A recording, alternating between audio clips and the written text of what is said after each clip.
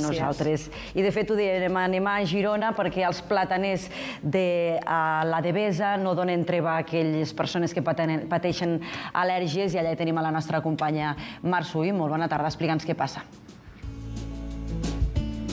Molt bona tarda. Doncs sí, soc aquí a la Devesa de Girona, on hi ha més de 2.500 plàtans que el seu pol·len fa impossible que infants i famílies vinguin a passejar, a jugar o anar en bicicleta.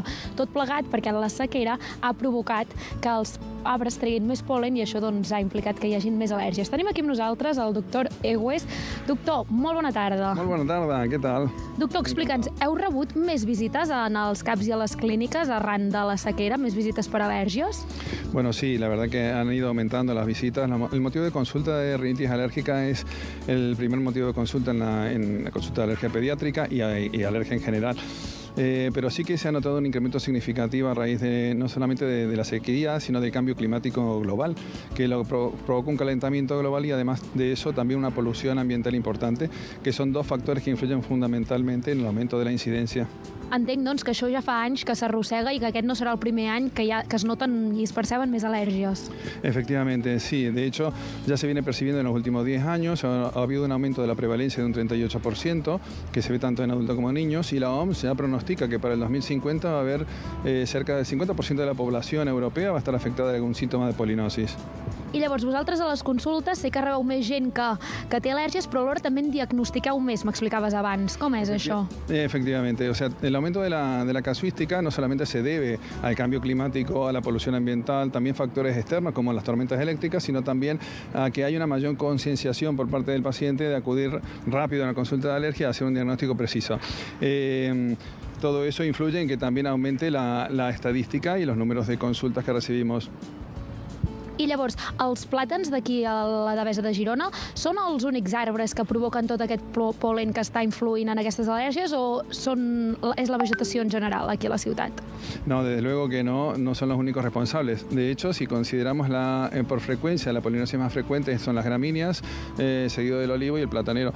Pasa que el plátano ahora precisamente en esta semana tenemos nivel 4, o sea, el nivel de polinización se mide en cuanto a la intensidad de polen en el ambiente, medido en granos por metro cúbico, y ahora justamente estamos en nivel 4 de platanera. Por lo tanto, si eres alérgica, lo llevamos mal ahora mismo. Favorecido por el viento que hace hoy también, pero desde luego que no es el único responsable. Gramíneas en primer término, luego también polen de olivo y platanero son los protagonistas, digamos. I llavors, per tota aquella gent que tingui símptomes d'al·lèrgia, quin és el millor combatent, quin és el millor remei?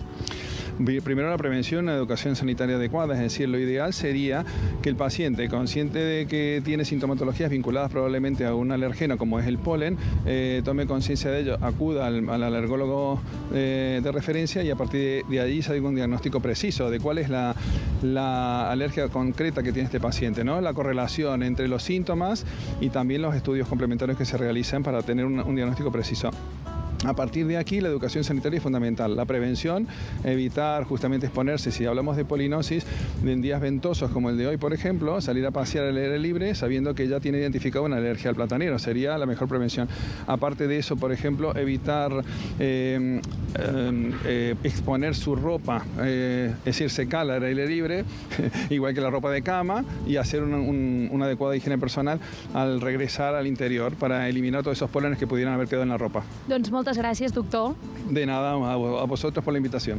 I ja l'heu sentit, les al·lèrgies no són aquestes al·lèrgies de primavera no estan provocades únicament per la sequera, sinó també per tot el canvi climàtic que estem arrossegant des de ja fa anys.